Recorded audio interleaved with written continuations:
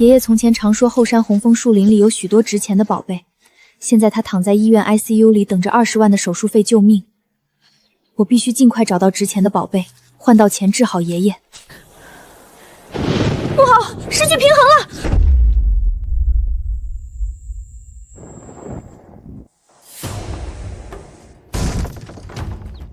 手术费20万，你多拖1天，你爷爷在 ICU 就要多花1天的钱。你一个刚毕业的穷学生拿什么付？乖乖跟我领证结婚，我不仅可以帮你付了手术费，连带后续的治疗和营养费都不用你操心。不然的话，你爷爷可就活不了多久了。你这是趁人之危，我是不会嫁给你的。明天我一定把钱带回来。爷爷说过，这枚铜哨能带我在后山找到值钱的宝贝。我明天一早就进山，找到值钱的宝贝给爷爷治病。行，我倒要看看没有我的帮助，你拿什么付住院费和20万的手术费？怎么有一个人躺在这里？喂，人，快醒醒，别装死！人，你压着本大王埋松果的秘密仓库了，快给本大王挪开！我这是摔傻了，我居然能听懂松鼠说话了，好疼！我居然一摔出幻觉了，松鼠怎么可能会说话？愚蠢的凡人！本大王才不是普通松鼠，本大王叫团团，是这片山林里的寻宝之王。寻宝之王？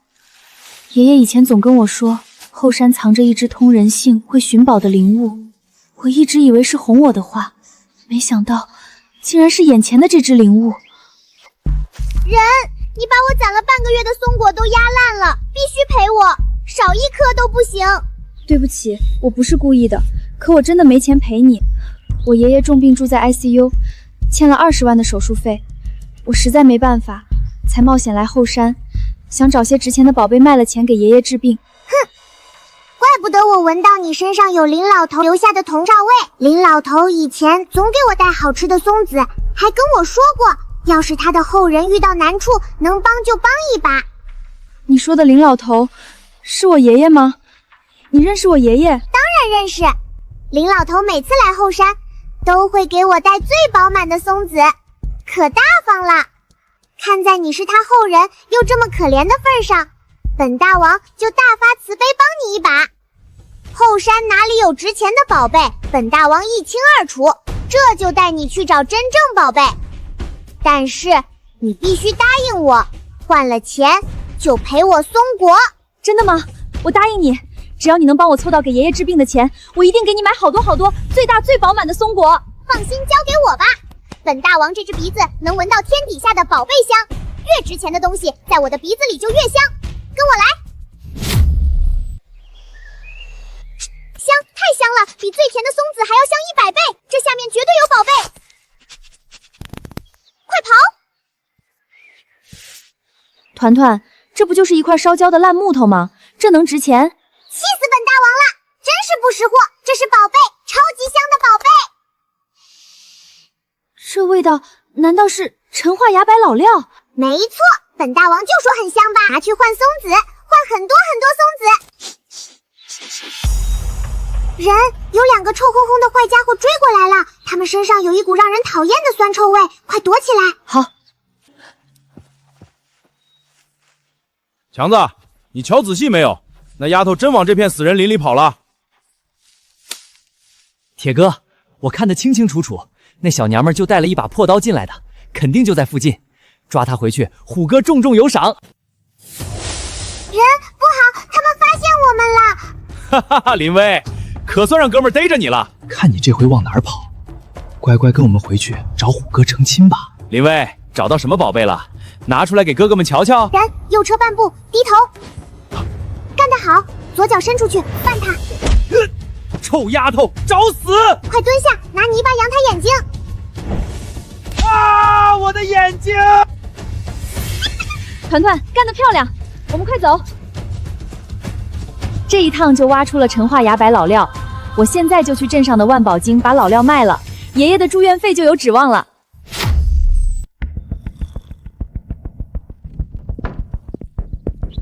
去，要饭去别处，这儿的东西可不是你这野丫头能买得起的。老板，我不买东西，我来出料子。你看看这个值多少？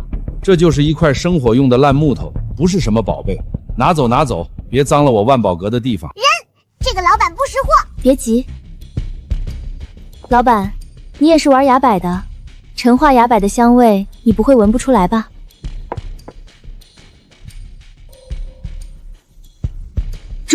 这肉质，这清凉的百香，这是百年陈化崖柏老料，极品呐！老板，你刚才不还说这是我一个野丫头找来的烧火棍吗？哎呀，姑娘，是我有眼不识泰山。姑娘准备怎么卖呀？看老板出的价格怎么样？要是老板价格诚心，我自然会卖。这料子我出这个数，才5万，老板你心不诚啊？那我去别家问问好了。10万，姑娘，现款现交，绝不拖泥带水。成交。账户到账10万元，太好了！我现在就去万和医院，把爷爷在 ICU 的住院费先交上。林威，你怎么才来？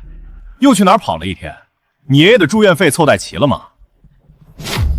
林威，别在这丢人现眼了。你今天要是交不起住院费，万和医院可就要把你爷爷转出 ICU 了。周虎，让开！好狗不挡道。臭丫头，别给脸不要脸！没钱就乖乖跟我回村，今天就把婚事办了。大姐，给 ICU 3床的林建军先缴10万的住院费。好了，10万元扣款成功，这是您的收据，请收好。不可能，绝对不可能！他一个穷大学生，短短1天哪来这么多钱？周虎，看清楚，这是10万住院费，剩下的20万手术费用，我3天之内一定交齐。林威，你老实交代，这钱是哪来的？是不是去哪儿偷的抢的？老子现在就去举报你！举报我？我靠着从后山挖来的山货，光明正大的换来的钱，你管得着吗？山货？什么山货能卖10万块？你少在这蒙我！你爱信不信。臭丫头，你给我等着！山货是吧？老子倒要看看，你到底在后山藏了什么发财的秘密！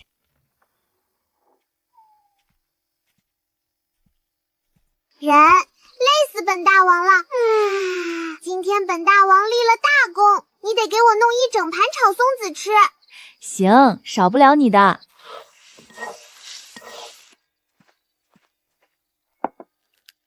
人，你炒的松子真好吃。慢点吃，等爷爷出院了，我天天给你做。ICU 烧钱，刚交的10万块应该能顶一阵时间。趁这段时间，我得赶紧挣够20万的手术费。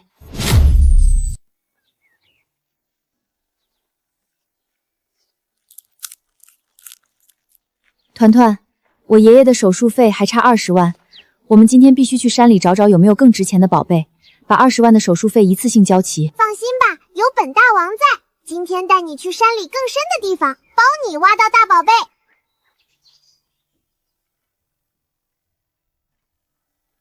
好，我们现在就出发。鸡鸡，别往前走了，前面的松林里有一群野猪正在发疯，快绕开！野猪群，多谢提醒，我们这就换路。人，你刚才在跟小雀儿说话，你能听懂她的话？我好像真的听懂了，是这枚铜哨的缘故，它在发烫。哇，一定是林老头的铜哨认你当主人了。你现在不仅有本大王当靠山，还能听懂其他动物的话啦。太好了，我们这就往东边那条路走，避开野猪。香，太香了，比上次的黑木头还要香。人，快来刨开这里！这是天然老蜜蜡，看这包浆和蜡质，起码有几百年历史了。还有这3枚乾坤通宝。本大王就说超级香吧，这下你的20万有着落啦。团团，你可真是我的福星。哎呀，人，你轻点儿，本大王要喘不上气儿了。小姑娘手里的东西不错啊，能给老哥瞧瞧吗？小姑娘，你手里的塑料工艺品，品相一般，老哥我心善，出2000块当个玩具收了，怎么样？2000？大叔，你当我是3岁小孩？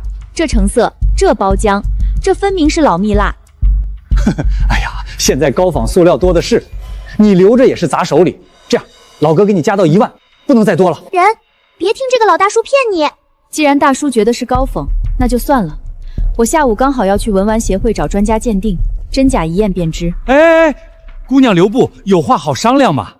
大叔，我的时间很宝贵，30万不35万，姑娘，我诚心要，现在就转账，你省得跑市里折腾。成，35万，少一个子儿都不卖。合作愉快。宝贝儿，终于是我的了。妈的，35万！那丫头片子居然真在后山刨出了能卖35万的宝贝。张老三，发财了也不分兄弟杯羹。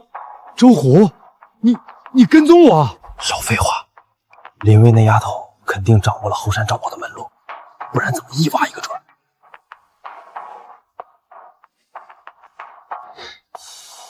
你的意思是？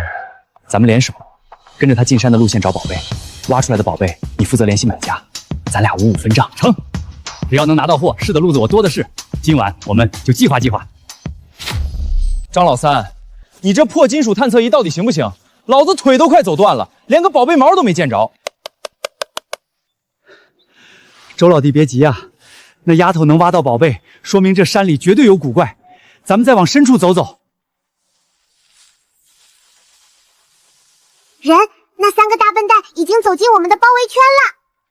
团团，通知山里的小伙伴，给这3位送上一份大礼。收到。吱，开打！哎呦，谁砸老子？虎哥小心，这树上有野猴子扔石头。哎呀！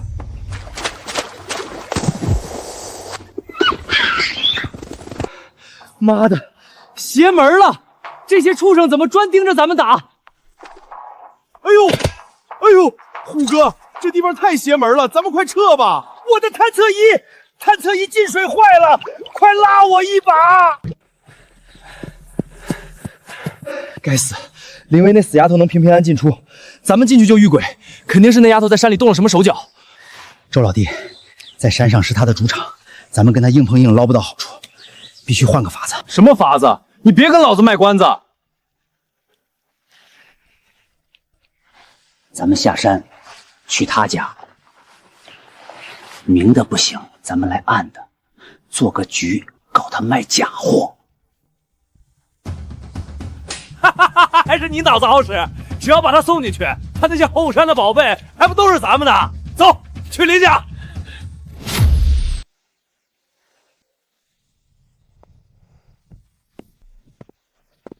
请问这里是林薇姑娘的家吗？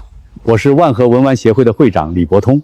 李会长，您好，请问您找我有什么事？昨天看见张老三从姑娘这儿收走的极品蜜蜡，那可是可遇不可求的好东西啊。今天来是想问问林姑娘手里还有没有其他宝贝，让我也开开眼。李会长，这些崖白小料也是我昨天在山上挖的，你看看怎么样？林姑娘，这些山料的品质放在整个万和市也是顶尖的。下个月市里举办秋季文玩展，我代表协会正式邀请你作为特邀嘉宾参展。李会长，参展需要不少保证金和展位费，我现在恐怕还付不起。宋凯，林小姐，这是李会长特批的50万预付定金，展位费全免，只要您能带几件精品参展就行。林姑娘，只要你点头，以后万和市的高端文火渠道，我都替你引荐。50万定金，加上上次卖给张老三密瑶的35万，我手里就有85万了。不仅能付清爷爷的手术费，后续治疗的钱都足够了。文玩展会更是难得的机会，有协会铺路，以后山里的宝贝都能卖到高价，再也不用冒险单打独斗。这个合作我必须抓住。既然李会长这么看得起我，这合作我签了。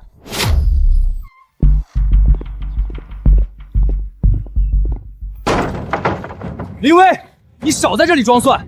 你卖给张老板的蜜蜡是假的，今天不退钱，老子砸了你这破院子！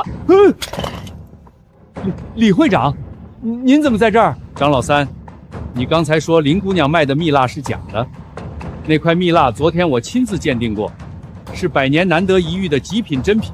你在胡说八道些什么？张老板，这老头谁呀？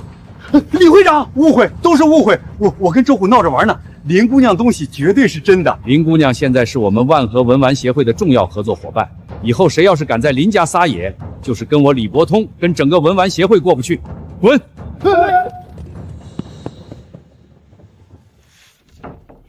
天哪，那可是市里的大老板，居然对林薇这么客气。看来林薇真的发大财了，以后咱们可得跟他搞好关系。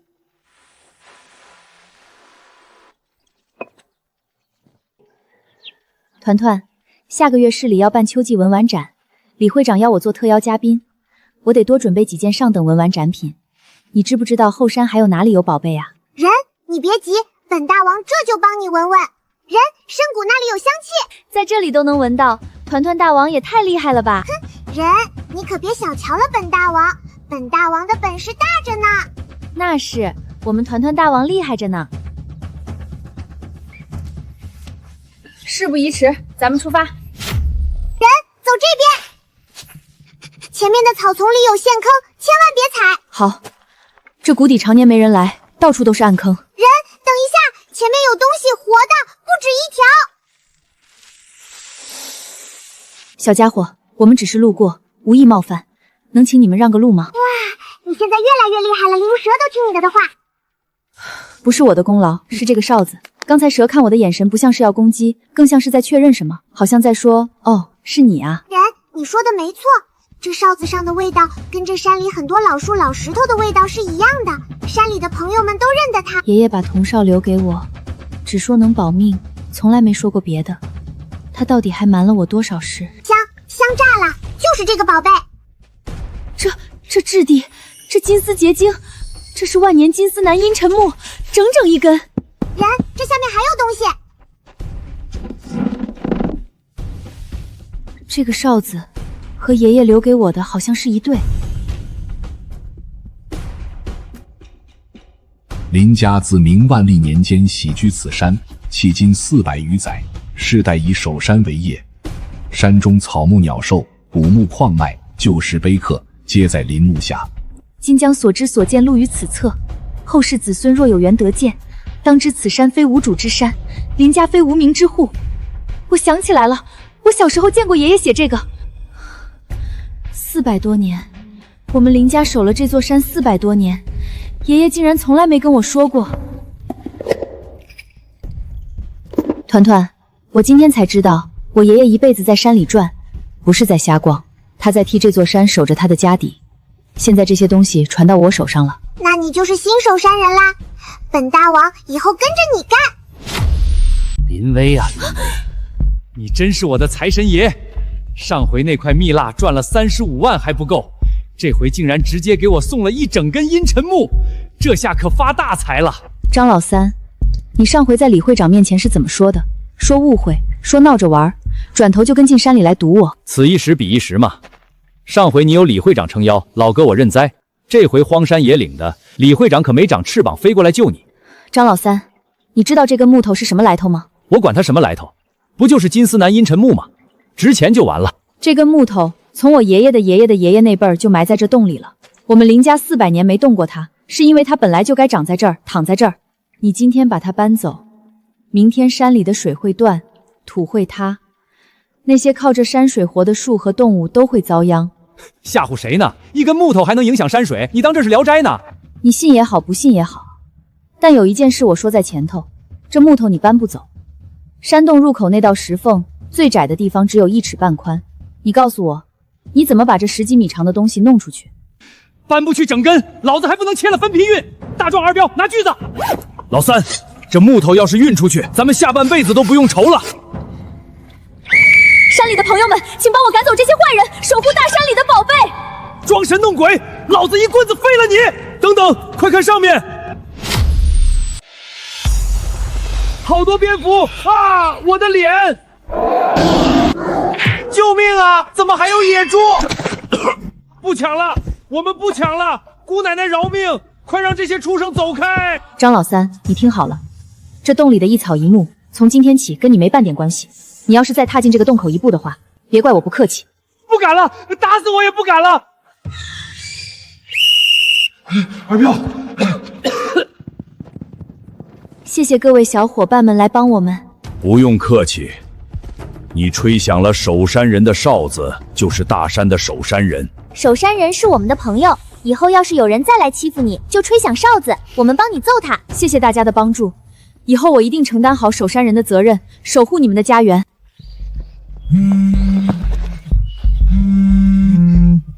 喂，医生，是我爷爷出什么事了吗？林小姐，别急，是好消息，你爷爷身体指标都正常，可以安排手术了，只要结清费用就能进手术室。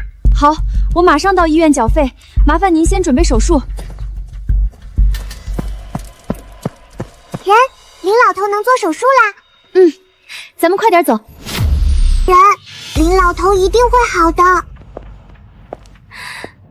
谢谢你，团团。医生，我爷爷怎么样了？手术成功了吗？手术很成功，病人已经脱离危险了。辛苦您了，医生，太感谢您了。一会儿你爷爷转到普通病房，你就可以去看他了。爷爷，你醒了。小薇，辛苦你了。不辛苦，只要爷爷您能好起来，我一点都不辛苦。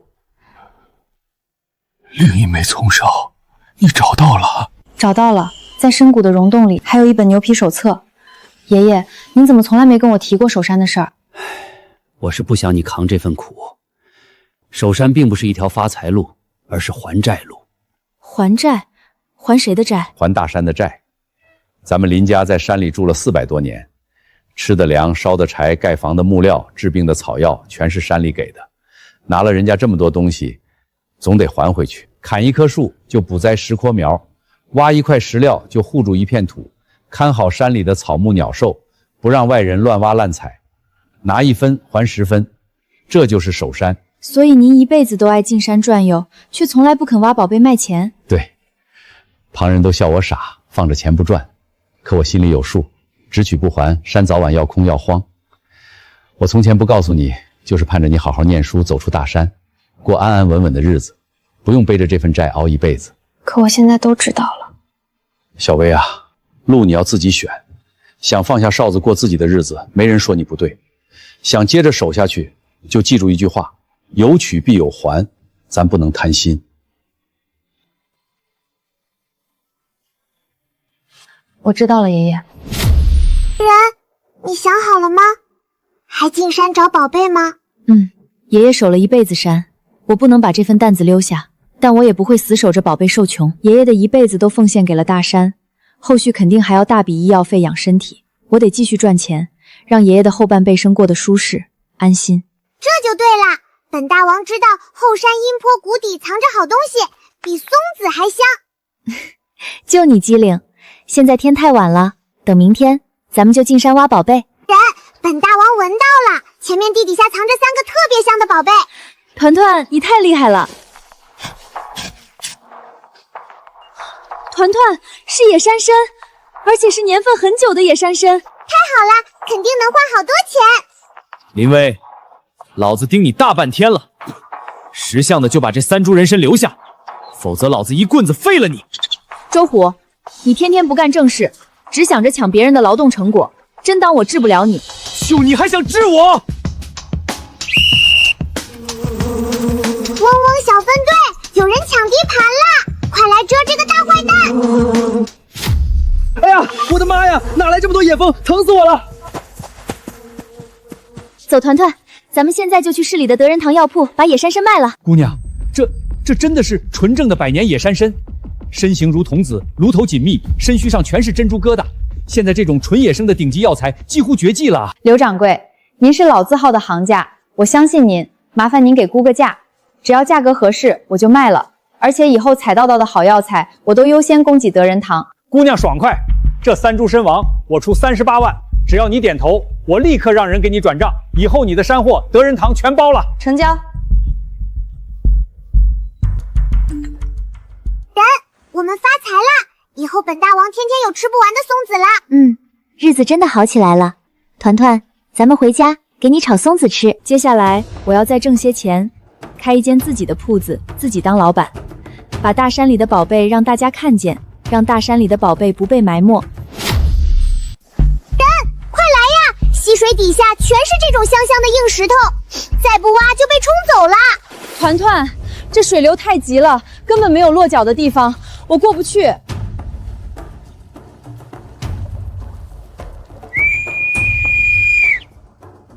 小鱼，小鱼，能不能请你们把水中的石头推过来？我请你们吃好吃的。人，你等一下。谢谢你们小家伙们，真是好玉，这质地和油性绝对是顶级的和墨玉籽料。林威，老子可算堵到你了！这黑龙干里的东西都是村集体的，你私自挖掘玉料是要被关进治安所的。只要交出来，我可以考虑放过你。不交出来，今天就别想走出这儿！张老三，昨天周虎来抢我的人参的后果，想必你们也知道了。今天你们还敢来？今天这水里可没有野蜂窝！大壮、二彪，上背篓给我抢过来！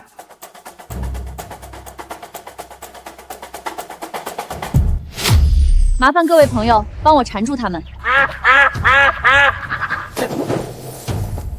螃蟹夹我屁股了，疼死我了！救命！我不会游泳！哎呦我的妈呀，林薇，你这个邪门的妖女！你们就在这儿好好享受吧。团团，走，咱们去万宝阁，这几块玉料出了手了，又能大赚一笔。妙啊，真妙！姑娘，你这3块料子，皮色红艳，内里无裂无杂，切开后是纯正的羊脂白，这可是万中无一的极品籽料。王老板是识货的人，您开个价。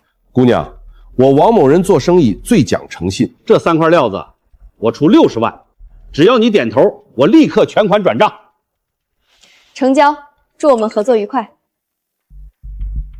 团团，加上这笔钱，咱们开铺子的本金就攒够了。等铺子开起来，我要把后山的宝贝都摆进去，让更多人看到咱们大山的宝贝。包在本大王身上，山里香香的宝贝多着呢。明天咱们就进山，保准给你找着更值钱的好东西。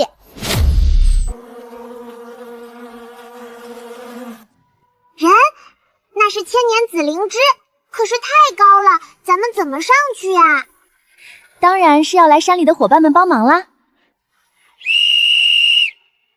山里的朋友们，请帮我想办法取到悬崖上的紫灵芝，我不想让这样的宝贝一辈子被埋没在这里。太棒了，有了这些野山藤，我就能爬上去了。谢谢大家。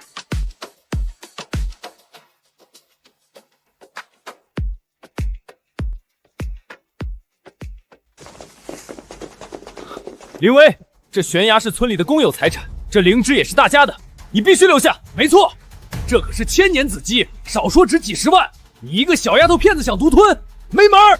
周虎、张老三，你们天天不干正事，就盯着我手里的东西，有本事自己上去采，在这拦路抢劫，要不要脸？少废话，动手，把背篓给我抢过来！啊！我的眼睛，哪来这么多野蜂呀？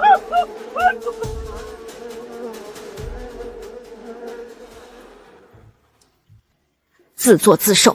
团团，走，咱们去德仁堂卖灵芝。奇药，这是百年难遇的纯野生千年紫芝，还有这野生黑蜂蜜，品质绝佳。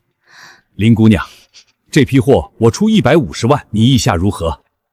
刘掌柜是识货的，价格很公道，成交。林姑娘，老朽有个不情之请，这是独家供货协议，以后凡是这种极品山货，德仁堂愿意议价一成全部包销，只求您长期供货。没问题，以后合作愉快。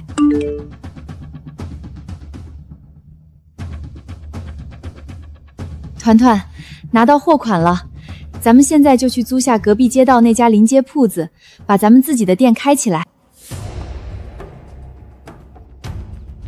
虎哥说了，绝对不能让林薇这臭丫头的铺子顺利开张。秃头，快把这锁眼用胶水堵死，再把臭垃圾泼门上。赖子，我怎么觉得这大晚上的，周围全是眼睛盯着咱们？流浪猫小分队、麻雀突击队，给本大王狠狠地抓这俩坏蛋！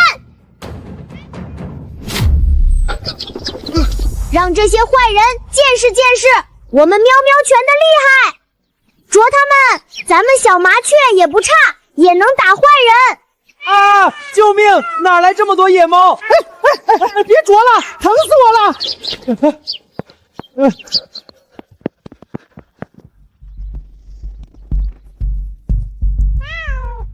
今天谢谢大家帮我赶跑了坏人，我请大家吃好吃的。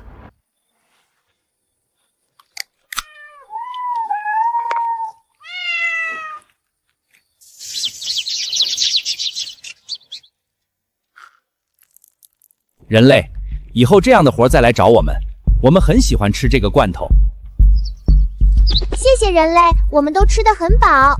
人，还好咱们警觉，提前守在这里，差点被坏人得逞了。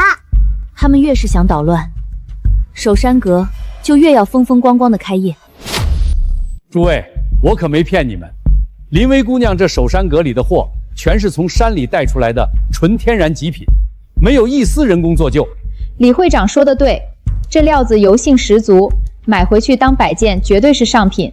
林老板，这块我要了。感谢李会长捧场，今天开业一律8折，大家尽情挑选。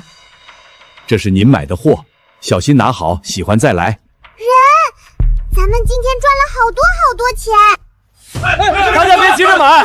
林薇，你这店里的山货全是从咱们后山采的，后山是全村的财产，你不能一个人吃独食，必须把收益分给全村。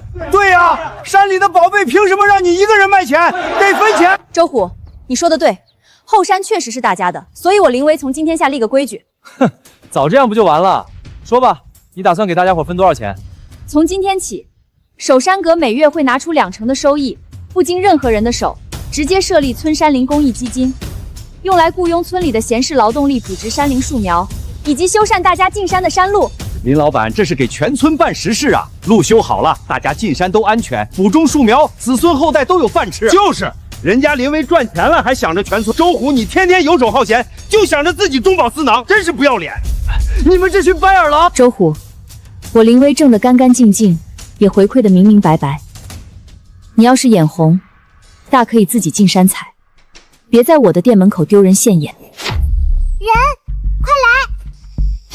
就是这个味道，苦苦的，香香的，长在石头缝里的仙草，居然是野生铁皮石斛，株株饱满肥厚，看着根部的色泽，起码有10几年的药龄了。这批石斛品质极高，带回去可以作为守山阁的特色货品。救命啊！有没有人啊？蛇，别过来！救命啊！团团，你听见了吗？下面好像有人。听出来了，是那个周虎的声音。人，咱们别管他。山里陡峭，如果真出人命就麻烦了，过去看看。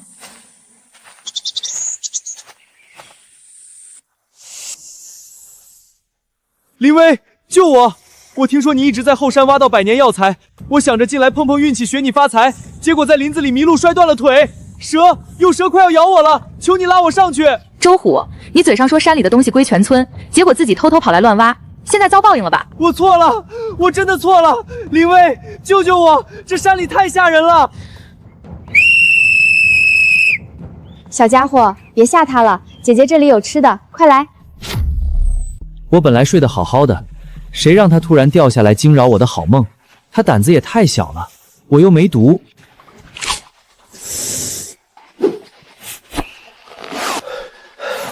周虎，大山是宽容的，但大山也是有眼睛的。今天我救你是看在同村的情分上，要是让我发现你进山滥挖，下一次可就没人救得了你了。我知道了。哎呀，林老板这心思真是巧，这石斛既能当雅致的盆景养在书房，需要时还能摘2片跑茶润肺，真是别致又实用。我要2盆，承蒙您关照。这是后山背阴处自然生长的石斛，生命力极强，只需每日喷些清水即可。林老板，这石斛盆栽太受欢迎了，刚摆出来半天就被订购了10多盆。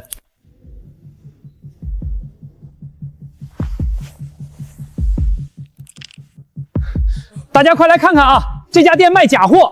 这守山阁号称只卖天然极品，结果这里面全是树脂塑料做旧的假蜜蜡。林薇，你这不是砸自己的招牌，坑害消费者吗？不会吧，林老板的货一向品相极好啊，难道真的混了假货？张老三，你说我这店里有假货，有什么证据吗？证据就在这货堆里，大伙儿不信自己过来看，这底下2块根本不是什么天然蜜蜡，就是塑料加树脂，用化学药水做旧仿造的。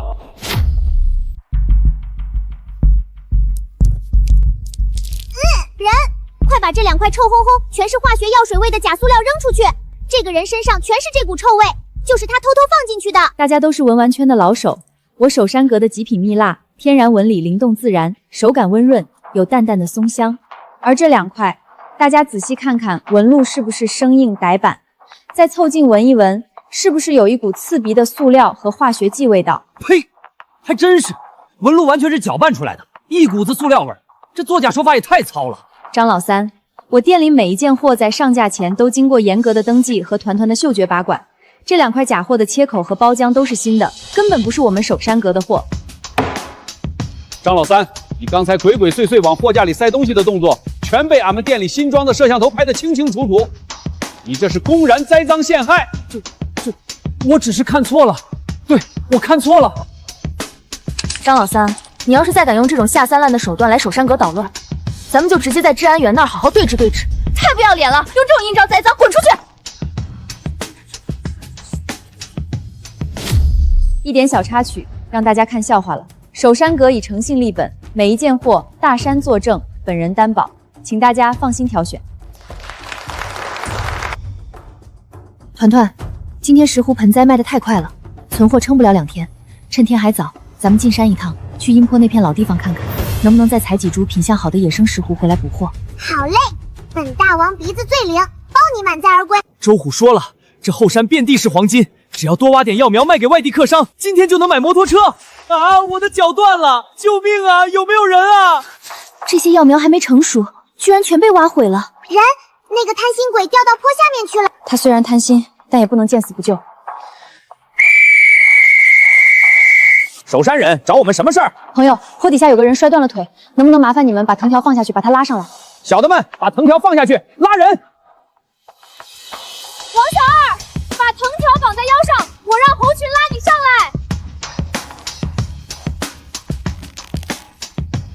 1、2、3，用力拉！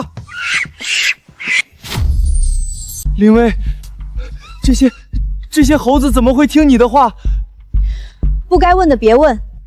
你把药苗连根挖光了，大山生气了。这次就是给你个教训，要不是遇到我，你的后果不堪设想。我知道错了。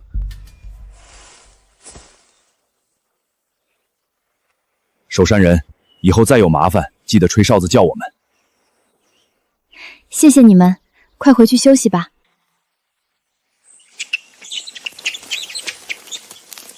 大家看看，这就是你们跟着周虎进山抢宝的后果。山参幼苗挖出来也没有药用价值，你们1分钱拿不到，还差点把命搭进去。林威，大家也是穷怕了，看你挣钱眼红。周虎说，只要抢先挖了就能卖大钱。林威，你少在这儿装大尾巴狼，山是大家的，凭什么你挖的大家挖不得？我采药只采成熟期，并且会及时补植树苗。大山是活的，你们这样滥采，最多3个月，后山就会变成一片荒山。到时候，大家靠什么吃饭？今天我在这儿立个规矩，首山阁需要大量山货，只要大家跟着我合规采挖，只采速照，我林威按市场最高价收购，每天现结工钱。林威，俺以后听你的，俺再也不跟着周虎胡闹了，俺帮你补填药苗。对，听林威的，合规采挖，按劳取酬。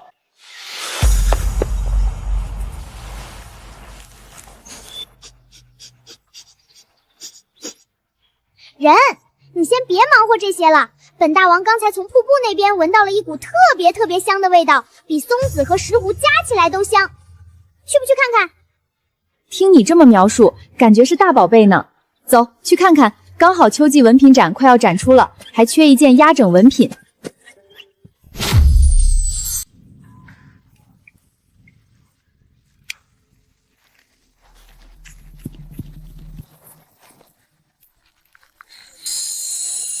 人，快看，超级大宝贝，里面还冻着一个小虫子。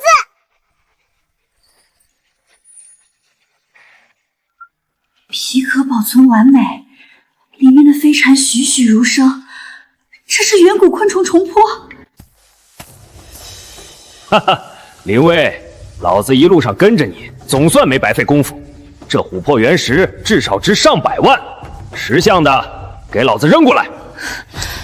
张老三，你跟踪我是又怎样？在这深山老林里，就算老子把你废了，扔下悬崖，也没人知道。把琥珀交出来！各位小伙伴们，我遇到了麻烦，请来帮帮我。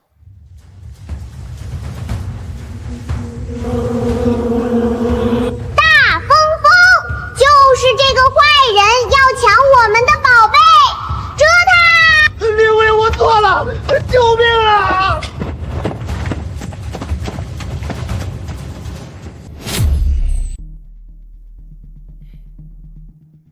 这真的是远古虫狐！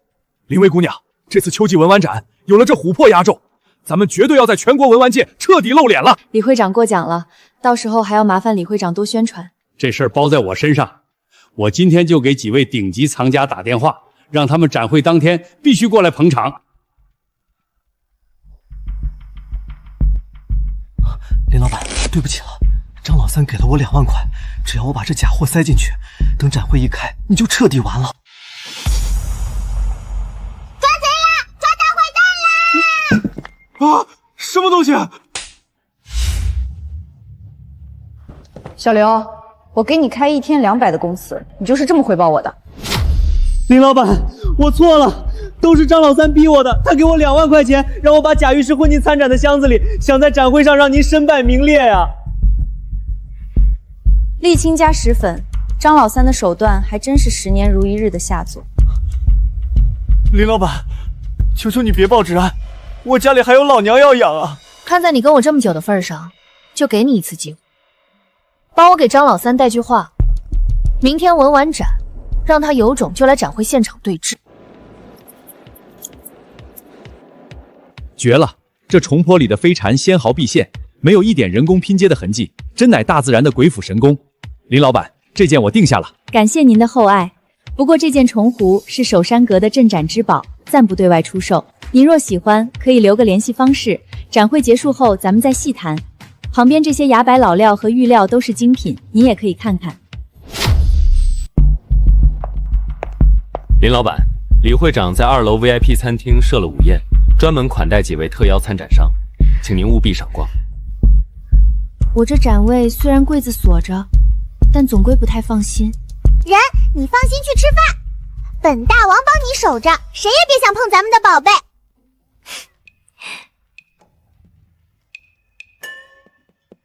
那就辛苦团团大王啦，我吃完饭就回来。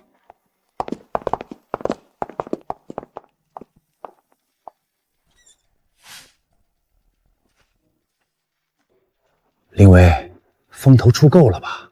今天老子就让你在文玩界彻底除名！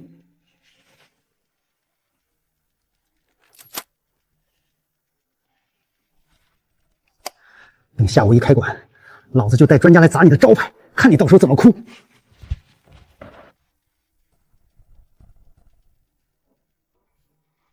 哼，臭烘烘的大坏蛋，本大王看得一清二楚。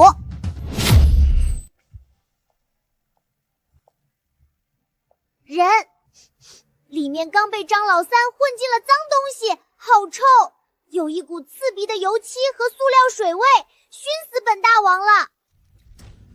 表面虽然像，但重量极轻，而且带有浓重的工业胶水味。这根本就不是用真的百香树枝风化而成的松林石，而是用环网式加松油水粗制暗造的低端工艺品。张老三还真是不撞南墙不回头。团团，我们先把真重货收好，这块假货留在里面，我们来个将计就计。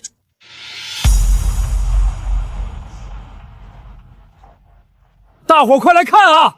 这首山阁口口声声只卖原生态真品，其实根本就是个卖假货的黑店。大家看这展柜底层的琥珀，根本就是塑料做的。质地轻浮，纹理呆板，确实是人工合成的假货。林老板，你这可是公然欺诈！张老板，你既然对文玩这么有研究，那不如你当众给大家讲讲这块琥珀是怎么放进我展柜的。哼，自然是你自己摆进去骗钱的。是吗？大家请看大屏幕，展馆的每一个角落都有高清监控。张老板，你撬锁塞货的动作需要我给你放个特写？呸！太下作了，眼红别人的文王就跑来用假货栽赃，这种人渣就应该送去小黑屋。这监控怎么可能开着？误会，都是误会。林老板，我做药材生意20年，走南闯北收过的山货数都数不全，但品相和药效都如此纯正的野生石斛，我还是头一回见。你首山阁的货源真是让人叹为观止。苏老板过奖了。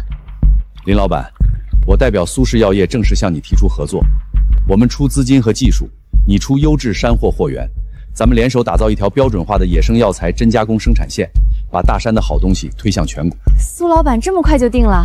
生意场上讲的是眼缘和信任，东西我亲眼看了，人我也当面聊了，还有什么好犹豫的？我的要求只有一条，所有原料必须来自合规采收，不能为了产量去挖山刨根。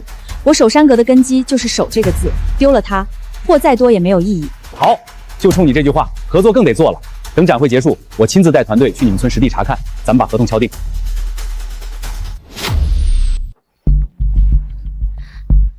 林老板可算回来了，展会咋样？累是累了点儿，收获不小。有人主动找上门来谈合作，说要做深加工生产线，把山货做出品牌来。那感情好，我就说嘛，守山阁的货只要走出去，肯定有人识货。那当然，本大王亲自闻出来的货能不好吗？人，快看那棵大树，树洞里面有宝贝，很香很香味的宝贝，比之前的虫珀还香。人，快接住！好重的一个铁盒子。人，怎么样？铁盒子里是不是个宝贝？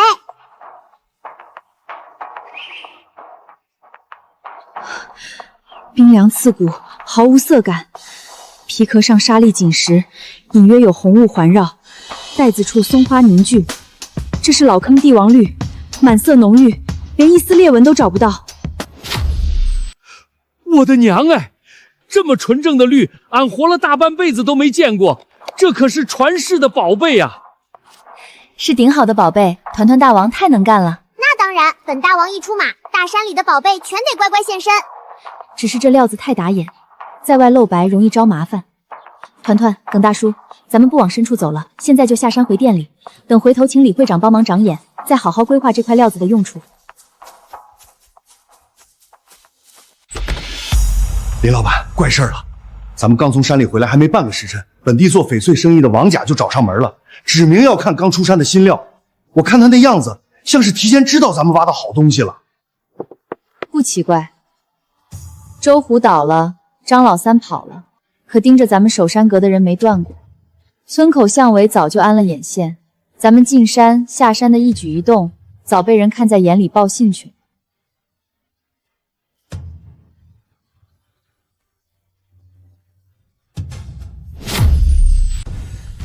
林老板，你年轻不懂行，这料子虽然绿，但如今市面上酸锁注胶的假货太多，一口价60万，我全款收了，也免得你砸在手里坏了守山阁的名声。王老板，这块是老坑帝王绿玻璃种，市场价少收200万，60万，您还是去别的地儿捡漏吧。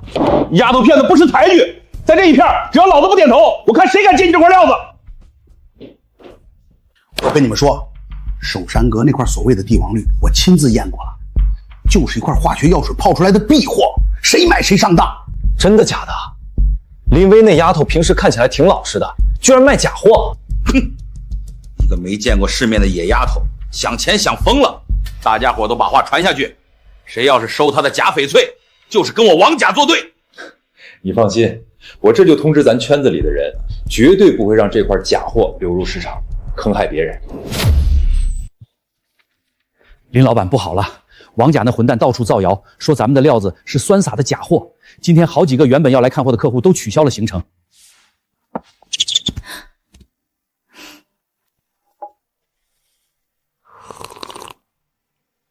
不用急，我已经让李会长帮我联系了一个很有名的收藏家赵先生。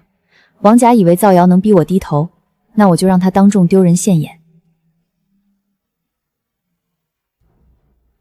赵老，您可是玉石界的泰斗，您给长长眼，免得这有些不守规矩的新人用假货脏了大家的眼。赵老，怎么样？是不是胶感十足？满口胡言！那些化学注胶的 BCC 或翡翠，内部结构早已被强酸破坏，在强光下会呈现网状的酸蚀纹，且得色率低下，毫无灵气。而这块料子，这块料子色蜡、种老、水足，内部天然的苍蝇岩胶质结构清晰可见，这是极为罕见的老坑玻璃种帝王绿，天然荧光极强，这是传世级别的绝世好料，绝非人工酸碱注胶的避祸所能企及。不可能，这绝对是假的！王老板，赵老的话，你难道也想质疑？赵老，我绝对不是质疑您，是林薇，是他搞的鬼。林姑娘，这块料子种质极佳，实属难得，我出500万，手机转账，现在就成交。赵老爽快，这块帝王绿是您的了。老，你不能买呀！哎呀，都肯定是用魔术把料子调包了。王甲，你当年用化学避祸翡翠坑害外地客商，被人当场识破打断右腿的丑事，需要老夫在这里给你念念当年的法庭判决书吗？你造谣林姑娘的真料是假货，不过是想用60万强买强卖，你这种害群之马也配在文玩界立足？嘿，原来是个有前科的骗子，自己卖假货，还想低价抢人家的宝贝，太不要脸了！王甲，带着你的鬼法系立刻滚出中山阁，我们这里庙小，不欢迎你这种无耻之徒！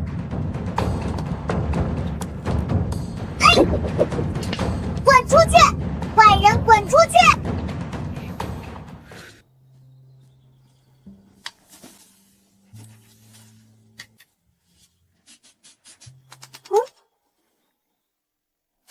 停！这下面有东西，埋得很深，特别香，跟山里的松枝完全不是一个味道。嘿，原来是个有前科的骗子，自己卖假货，还想低价抢人家的宝贝，太不要脸了！王甲，带着你的鬼法系立刻滚出中山阁，我们这里庙小，不欢迎你这种无耻之徒！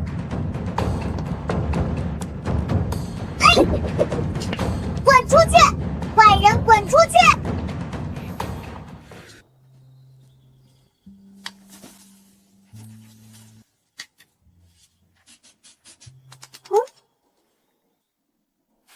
停！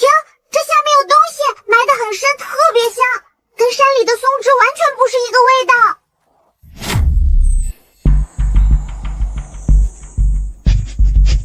哇，这个比上次的翡翠还要好看，香的本大王都想咬一口啦！这东西可不能咬，这是造办处的宫里的手艺。你看这凤凰的关羽和尾翎，刀法利落又带着圆润，是标准的清中期宫廷风格。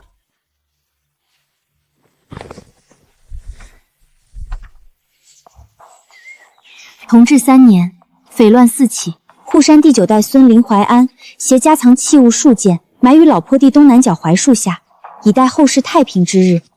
子孙若得此物，当知先祖护山之日不可轻弃。这是咱们林家先祖亲手写的。同治3年，刚好是太平国后期，天下大乱的时候，先祖把家中的好东西藏进山里，是想保住这些东西，也保住这个守山的事业。那你打算怎么处理这些东西？卖了吗？翡翠花片肯定是要出的，这么好的料子和雕工，在市面上很难找到同等级的。至于其他几件，我先带回守山阁好好登记，留作咱们店的底蕴。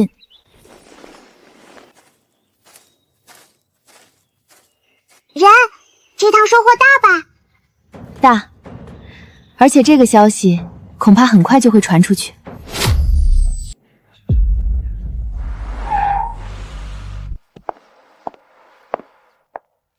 林老板，久仰大名，我是秦丽，做翡翠生意的。听说你手上新出了一件好货，特意赶过来看看。人，这个女人身上香水味太重了，盖住了别的味道。不过她的眼神不对劲。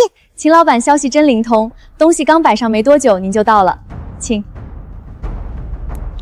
水头是还行，但这飘花的色根有点散。凤凰的尾羽这一刀刻得不够深，工倒是老工，不过品相嘛，林老板，你这件东西吧，只能说中规中矩。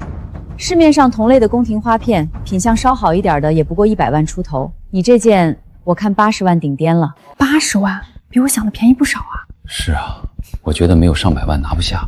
林老板，我今天是诚心来谈的，你要是愿意，90万我全款拿走，这价在翡翠圈里已经算公道了。秦老板，您看东西的眼光和出价的爽快我都领教了，不过这件东西我不急着出，您先喝杯茶，咱们慢慢聊。林老板，我不妨直说，你刚入行不久，可能不太清楚省城玉器圈的水深。一件东西能卖出什么价，不只是看东西本身，还得看有多少人愿意接。我要是回去说一句这花片有暗裂，恐怕到时候你就算想卖80万，也未必有人敢接。他在威胁你，明明那花片好得很，他睁着眼睛说瞎话。秦老板好意，我心领了。不过我守山阁的货，每一件都是从大山里、从祖辈的手里接过来的，真不真好不好，大山说了算。懂货的藏家也看得清。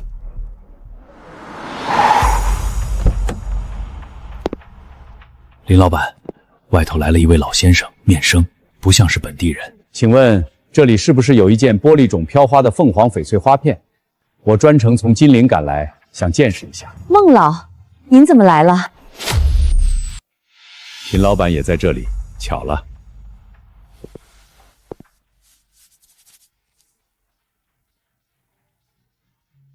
玻璃种，老坑料，飘花分布自然，无色根断裂。凤凰的雕工是标准清中期造办出的风格，鳞羽层次分明，凤头回望的姿态把握得很准，这个弧度不是一般工匠能拿捏出来的。哎，孟老都这么说了，那就是真东西没跑了。孟老，您再细看看这片凤凰尾羽的雕刻是不是略显呆办？我觉得可能是后期补过工的。秦老板，看玉要凭眼力，不是凭嘴力。这片花片从料子到雕工一气呵成，没有一处补工和修痕。如果你觉得看不准，那可能是你入行这些年好东西见得太少了。林姑娘，这件东西我很有兴趣，不知道你愿意割爱吗？孟老赏眼是这件翡翠的福气，咱们里面谈，请。林姑娘，这件翡翠花块我出420万。我知道这个价不是省城最高，但以它的品相和工艺，到了金陵市场还有更大的空间。孟老的眼光和诚意我都看见了，420万，价格很公道。这件翡翠我交到您手里。我会把翡翠妥善带回金陵保管的。孟老，您真的不再考虑一下吗？420万买一件花片，您就不怕被年轻人骗了？秦老板，我在这个行当里看了50年的东西，能骗我的人至今还没出生。孟老，多谢您今天仗义直言。不是仗义，是实话。你手里的货和你的人品都配得上这个价。你这只松鼠倒是通人性。林姑娘，你养的？团团是我最得力的搭档。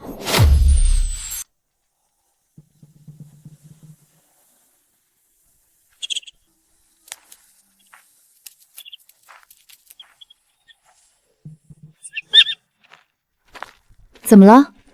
这下面有什么？人，这下面有香气。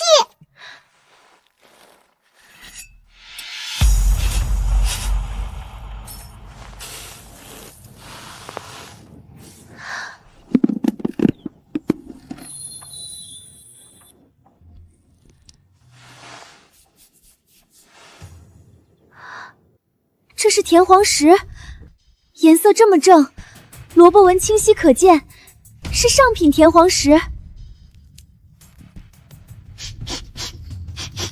香，好香！人，这是什么宝贝？这是田黄印章，而且是明代的老东西。这印面的篆刻风格节字方正，线条展切有力，带着明中期文人印的典型气息。如果是真品，收藏价值不会比上次的翡翠花榻低。本大王纹出来的东西肯定是真品。团团，这块田黄印章得找真正懂行的人看。下周有个民间鉴宝交流会，我得带他去一趟，请专家帮忙长眼。好呀好呀，让那些专家们也开开眼，什么叫真正的宝贝？各位藏友，接下来是今天的自由交流环节，大家可以带上自己的藏品上台，由现场专家和观众一起品鉴交流。哪位先来？这位是来自万和村守山阁的老板林薇姑娘，她带来了一枚据说是明代的田黄印章。各位，我是周洋，玩古玩20多年了，今天来给大家长长眼。这件东西嘛，料子看着像是田黄，但各位仔细看看这颜色，太均匀了。天然田黄不可能有这么统一的色调。再看这个萝卜纹，太规整了，规整的像机器刻出来的。依我看，这是用涮王质加石粉浇铸的仿制品，市面上300块钱能买一打。小姑娘，你刚入行，被人骗了也正常。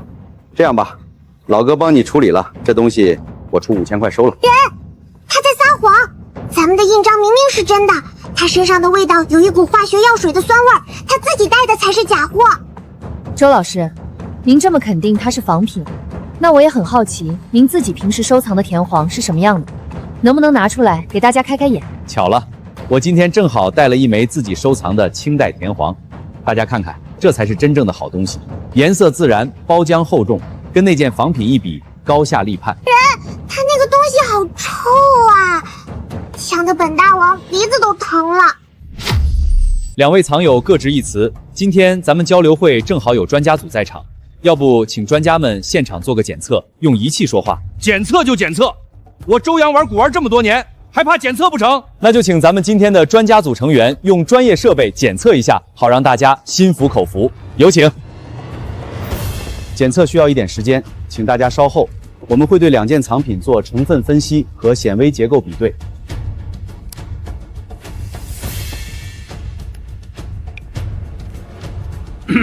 经过红外光谱成分分析和显微结构比对，结论如下：周洋先生带来的这枚印章，主要成为为幻阳纸石粉及工业染色剂，萝卜纹为人工压模形成，表面包浆为化学药水充实仿造，属于批量制作的仿品，俗称假货。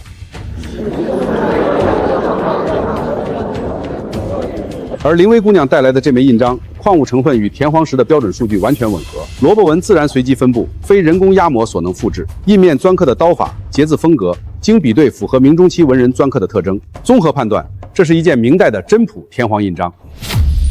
不可能！你们是不是搞错了？我的东西怎么可能是假的？我收了10年了。周先生，仪器不会说谎。您这件藏品表面残留的化学液剂成分和市面上仿照田黄常用的浸泡液配方一致，连浓度都差不太多。如果您有疑问，可以把样品送到鉴定中心复检。林姑娘，我叫孙国栋，做实业出身，私底下收藏古印章20多年了。你这枚明代田黄印章，品相和篆刻水平在市面上非常少见。如果你愿意割爱，我出580万，手机转账。孙先生爽快，这件印章是山里出土的，留到懂它的人手里是最好的去处。经过主办方紧急商议，现决定将周洋永久列入本交流会黑名单。今后所有由主办方承办的民间鉴宝活动，均不再欢迎周洋参与。哎呀，那不就是去年老陈花20万买的那枚吗？周洋，你还说是祖传的？林姑娘，生意不错啊，我今天顺路过来给你带点东西。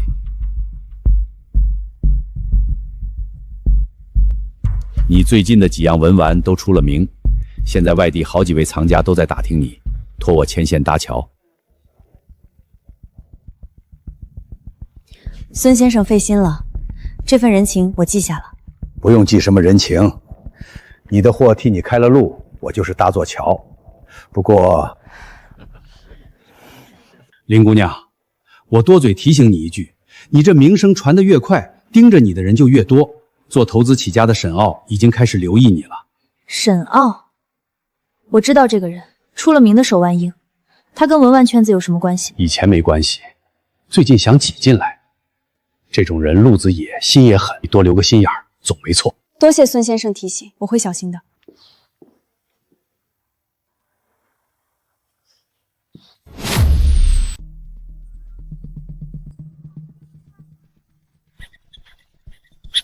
人就在前面那个瀑布后面，香气越来越浓了，像是好多年前的木头，但泡了很香很香的油。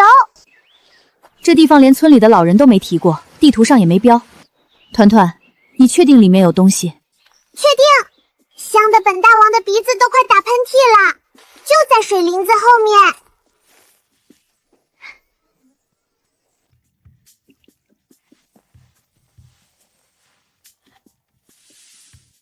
紫檀的，这雕工是清宫造办处的手艺，盒子本身就已经是件好东西了。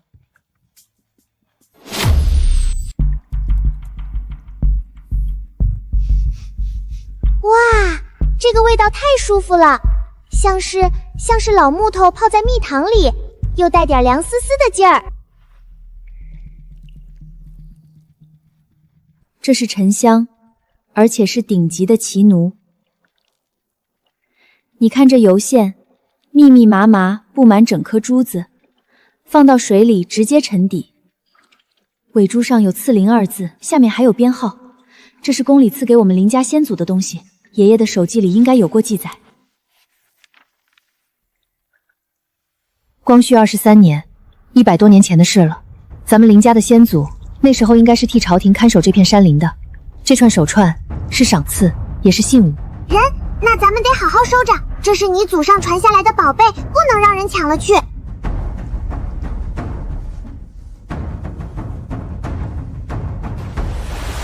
人，我刚才闻到的味道不只有手串的香气，空气里还有一股铁锈味儿，就在山脚那边。人，就是他们，铁锈味就是这些人身上的，他们在这儿等很久了。林老板，久仰，我叫沈傲，省城做古玩生意的。听说你今天在山里找到了一件好东西，我特意赶来，想跟你谈笔买卖。沈老板消息真灵通，我这才刚下山，您就在路口等着了。林老板哪次进山是空手而归的？我只是比别人抢先一步而已。林老板，今天不论你挖到什么，我都出价100万。沈老板，100万买一串奇楠沉香手串，而且很可能是有宫廷款迹的旧藏，这个价您觉得合适吗？林老板，你刚入行不久，可能不太清楚规矩。一件东西能不能卖上价，不光看东西本身，还得看有没有人接盘。我能出100万，已经是看在你年轻给你面子的份上。你要是觉得不够，那咱们今天可能要多耗一会儿了。人，就是他们，铁锈味就是这些人身上的，他们在这儿等很久了。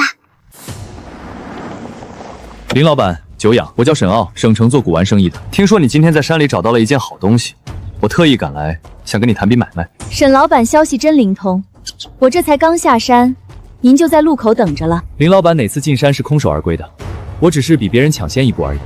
林老板，今天不论你挖到什么，我都出价100万。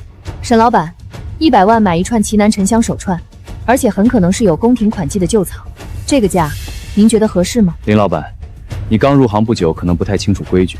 一件东西能不能卖上价，不光看东西本身，还得看有没有人接盘。我能出100万，已经是看在你年轻给你面子的份上。你要是觉得不够，那咱们今天可能要多耗一会儿了。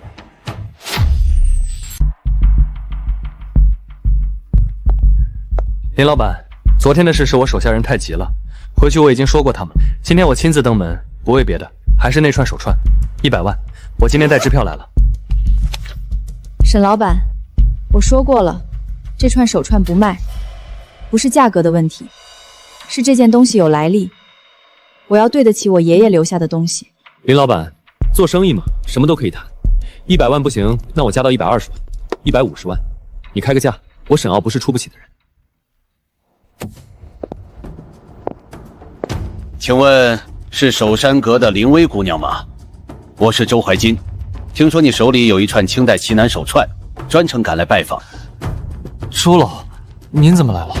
沈老板，我听说你昨天在山脚带人堵了林姑娘下山的路，今天又上门来压价，一串有公款的奇楠18字手串，你出100万就想拿走，传出去是要坏了古玩圈的名声的。林姑娘，我今天来是想好好看看你手里那串珠子，咱们坐下来慢慢聊。林姑娘，这串珠子在灯下看，油线分布自然而细密，黑中泛着琥珀色的光晕。它的手感是不是像有层薄薄的油膜，却一点都不粘手？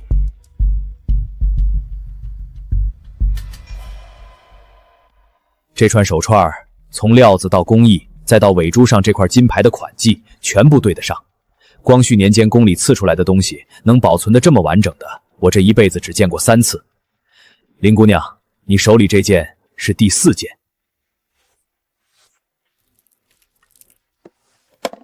这串奇诺手串，我出880万。我知道这个价不一定是最高的，但我会妥善保存它，不会让它流落到市场上被胡乱转手。我入几丸行当以来，见过不少买家，但像周老先生这样先认真鉴定再谨慎出价的人，还是头一个。周老，您这话说到我心里去了。这东西是宫里赐给林家先祖的，我不图他卖出高价，只图他能在一个真正懂他、敬他的人手里。880万，成交。林姑娘，我这些年走南闯北，见过不少年轻藏家，像你这样手里有好东西却从不肯贱卖的不多，像你这样挖到东西还先翻祖传手记和来历的更少。你这守山阁的生意做得踏实。周老过奖了，我爷爷教过我，山里的东西拿1分就得还10分，卖货也是一样，东西的来历得清楚，卖给谁也得清楚，不能稀里糊涂的把老祖宗留的东西弄脏了。这是我这些年积累的一些正经藏家的联系方式，分布在全国各地，收什么的都有。你以后出了新货可以联系他们，不用再只盯着当地那几个渠道，路子宽了才能站得稳。周老，您今天帮了我大忙，这份名单我记在心里了。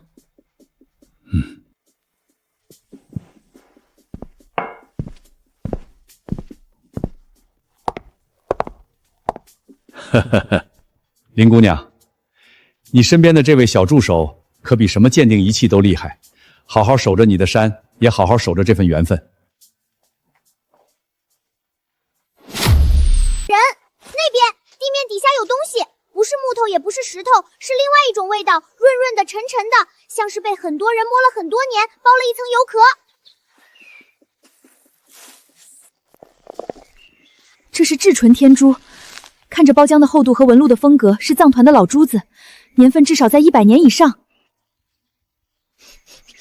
去，好厚重的味道。光绪15年冬，得至纯天珠1枚，埋于樟树东南10步黄土之下，另铸孔牌1方，录其来历归属，分埋于古树东南50步老柏根下。除了天珠，先祖还留了铜牌，专门用来证明这东西的来历和归属。团团，明天一早咱们再进一次山，把铜牌也挖出来。人，你听到没有？村口的狗从下午开始一直在叫，铁链子当当响，像是有什么生人进村了。施主，贫僧云游至此，听闻施主昨日在古树中得了1枚天珠，特来相告。那枚天珠是临县古佛寺早年遗失的镇寺之物，望施主慈悲，将天珠归还佛门。这位师傅，你说的古佛寺是哪座寺？天珠是什么样的？有多少年了？你有什么凭证证明它是寺里的东西？施主不信贫僧也是常理，只是这天珠若留在俗世手中，终归是枉费了他100年修识的佛缘。贫僧不求施主白送，只要施主肯归还，寺中愿出3000元香火钱，聊表谢祭。人家师傅都亲自来了，还带着年珠，看着挺诚心的。林老板要是真拿了人家寺庙的东西，确实该还啊。就是，咱们村的人一向本分，不能贪人家庙里的东西。施主，出家人不打诳语，这天珠若留在施主手中，村里人看在眼里，也会觉得施主是贪了不该贪的东西，不如成全一段善缘，彼此都好。人，这个大和尚从头到脚都是臭味儿，他的僧袍是臭的，年珠是臭的，连他脚上那双鞋都是臭的。师傅，您说您云游至此，可您脚上的鞋底沾的是沥青，不是山路的泥。您说您是出家人，可您手指甲缝里干干净净，手上也没有常年捻珠磨出的老茧。施主这话是疑心贫僧的修行。贫僧云游四方，穿什么鞋走什么路，难道还需向施主一一禀报？倒是施主你扣着佛门旧物不肯归还，传出去对守山阁的名声怕是不好。施主这是在做什么？叫人来评理吗？贫僧有理有据，来多少人也不怕。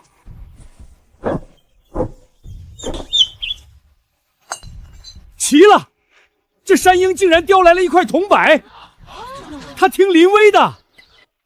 这块铜牌是林家先祖和天珠一起留下的凭证，牌面上写得很清楚：光绪15年冬，林家第14代守山人得至纯天珠1枚，藏于樟树东南10步黄土之下，并铸此牌为证。师傅，这牌子上写的明明白白，光绪15年林家自己藏的，和您的庙没有半点关系。您这跑来要东西，怕是要错了吧？这人不会是专门坑蒙拐卖的江湖骗子吧？这铜牌也不一定是真的，说不定是他自己偷偷铸的。我倒觉得这块牌子的铜锈和包甲都不像是新做的。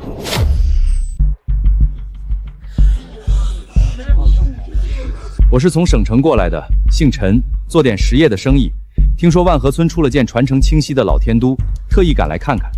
刚才这位师傅说铜牌可能是假的，我倒想问一句，师傅您是凭眼力看出来的，还是凭嘴皮子说出来的？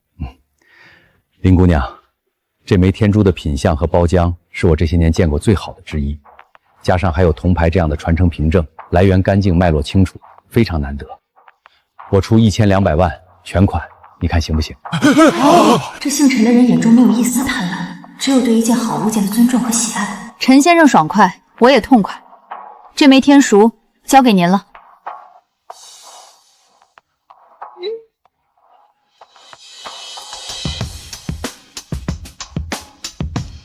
多谢林姑娘割爱。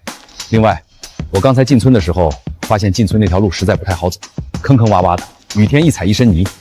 我想捐一笔钱，给村里修条像样的路，也算是我和万和村结个善缘。师傅，不，该叫你骗子才对。你这一大早跑到我们村来，连编带骗的，差点让大伙误会了林老板。现在真相大白了，你是自己走，还是我们送你一程？这种人我见过不少，专门挑偏僻村子下手，用一套华术煽动不知情的人帮着施压。你今天这块铜牌是救了自己，也给村里人上了一课。不是铜牌救了我，是先祖考虑的周全。他们把东西埋下去的时候，就想过后人可能会遇到什么麻烦。团团，白天陈先生说的话提醒了我，先祖藏东西不是随手一埋，每一件都有来历、有凭证、有对应的记录。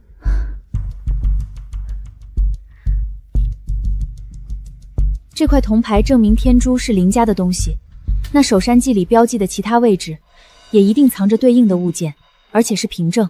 这处窑址也在咱们林家世代赶户的林地里，当年县志上有记载。如果窑址里还有留下的瓷片，那都是合理合法的林家旧藏。人，你是说咱明天去挖这个窑址？挖，但得小心。还有一件事，最近店里宝贝接连出手，盯上守山阁的眼睛只会越来越多，咱们得做些准备。我们可以找那些猫猫帮忙，它们可喜欢吃人上次喂的罐头了。还有咱铺子周围的大狗狗，有它们看家护园，一定没问题的。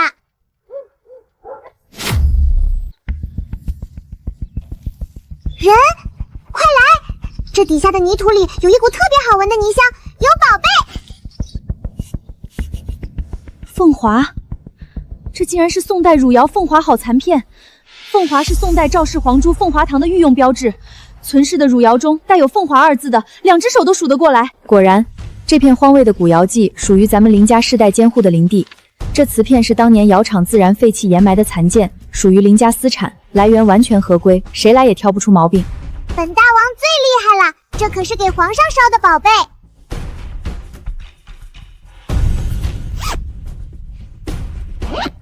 今天就挖到这里，先把这块带回去妥善保存，回头等有合适的机会再带专业工具来，看看这窑址下面还有多少东西。今天我挖到的东西，消息传出去不会慢，接下来怕是有人不会善罢甘休。人类，大半夜的喊我们，出什么事了？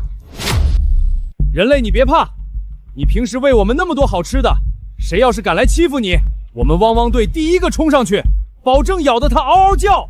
谢谢大家，我确实有事情要麻烦各位。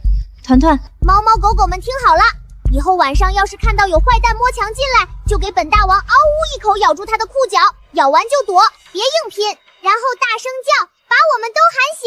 记住啦，谁表现好，明天奖励双份肉罐头。瘦子，今天查的怎么样？那瓷片真的还在守山阁，别咱们半夜翻进去扑个空。七哥，你就放100个心吧。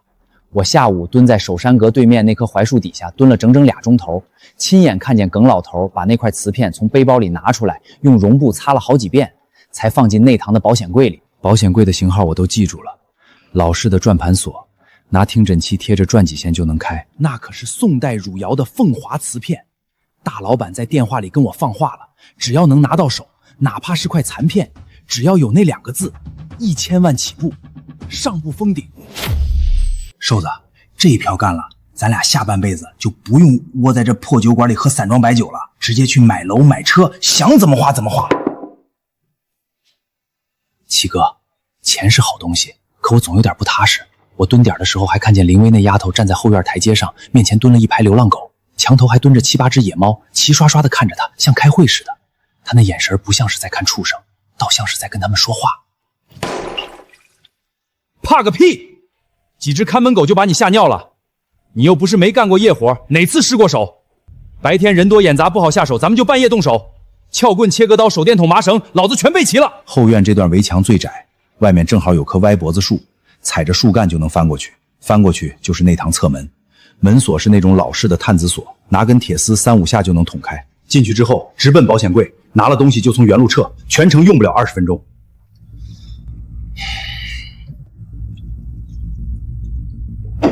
只要把瓷片抢到手，咱们连夜坐车去找大老板，天王老子也找不到咱们。干了，富贵险中求。今晚12点，咱们准时在守山魂后巷碰头。就这儿，踩着树杈翻上去，矮墙那边就是后院。院子里没灯，狗也没叫，安全。走，侧门在左边。七哥，这锁是老式的，给我10秒钟。七哥，刚才那只猫叫的不对劲儿。别管出声，继续开锁。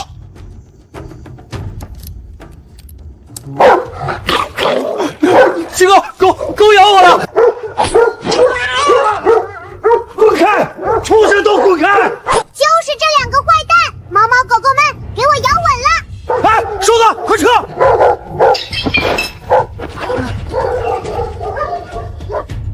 哼，敢来本大王的地盘偷东西，没被蛰成猪头，算他们运气好。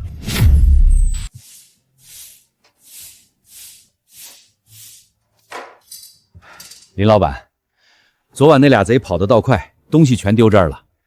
保险柜我看过了，一点划痕都没有，那瓷片好着呢。辛苦耿大叔了，把后院墙边那几棵槐树的枝杈修一修，留个安全距离。另外再装2盏太阳能感应灯，照着后院和侧门。人，你放心，有本大王在，谁也别想碰咱们的宝贝。林老板，门口来了一位戴眼镜的老先生，说是市里展览馆的，专程来看那块汝窑瓷片。你看见还是不见？见。快请老先生进来。我是本地展览馆的古陶瓷研究员方飞。昨晚听说你这边出土了一块带凤华款迹的汝窑残片，我连夜查了资料，今天一早就赶过来了，不知道能不能让我亲眼看看。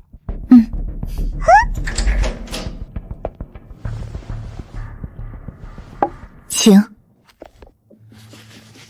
这开片禅意纹，典型的汝窑特征，底足的支钉痕迹也完全符合宋代官窑的烧制工艺。确实是凤华2字，笔法、刻痕深度、字体结构和我馆藏的一件凤华款汝窑水仙盆完全一致，这是真品，而且是当年凤华亭的御用器物。林老板，你这件瓷片学术价值和展陈价值都非常高。人，这个老先生眼睛亮亮的，是真的喜欢咱们的宝贝，不像那些假和尚和坏商人。方老师，既然您说它有展陈价值，我愿意让它去更多人能看见的地方。不过我想先听听您的想法。林老板这番话，我听了心里踏实。请坐。林老板，经过我们馆内专家组的统一评估，这件宋代凤华款汝窑残片，无论从稀有度、完整性，还是款式的清晰度来看，都是近10年来省内出土最珍贵的一件官窑瓷器。我们正式提出征集，总价款1500万，分2期支付，签订协议后首期到账800万。方老师，我对展览馆的流程和诚意没有疑问，这协议我签。林老板，说实话，我见过太多出土文物被私藏、倒卖，像你这样愿意让好东西见到阳光的不多。能让它被更多人看到，比放在保险柜里要有价值的多。人，这个是什么意思啊？后院围墙加高，装红外摄像头，侧门换防盗锁，这花了40万。另外进山的装备也要换一批，7七八八加起来100万出头。剩下的钱捐给村里多修几条路。人，咱自己不留着？咱留够用的就行了。东西从山里来，钱也应该回到山里去。路修好了，村里人日子好过，护山队巡逻方便，咱们进山也更快。林老板，陈先生捐的那笔加上你这一笔，我估计山路年底前就能通车。路通了，山里的好东西能走出去，山里的人也能走出去。然，你看那片，咱们第一次见面就在那儿吧？你从山上滚下来，压坏了本大王的松果仓库，可怜巴巴地说：“爷爷等着钱救命。”那时候我连一把像样的柴刀都没有，摔得浑身是伤，还以为自己活不下去了。那时候你哭得可难看了。那后来呢？后来嘛，本大王带你找到了崖北，卖了钱救了林老头。再后来，咱们挖了蜜蜡，找到了虫婆等好多香香的宝贝。人，你记不记得咱们一共攒了多少钱？记不清了，但都花在了该花的地方，给爷爷治病、开铺子、修路、补充药苗，山里掏出来的又还回山里去了。那你后悔吗？不后悔。不上山就遇不见你，遇不见你就找不到那么多宝贝，找不到宝贝就救不了爷爷，也开不了守山阁，更修不了村里的路。我哪一步都不后悔。那本大王也不后悔，反正有本大王稳保，有人守山，咱们永远不怕没宝贝找。走吧，下山回家，明天还进山呢。好嘞，明天本大王再带你找更多宝贝。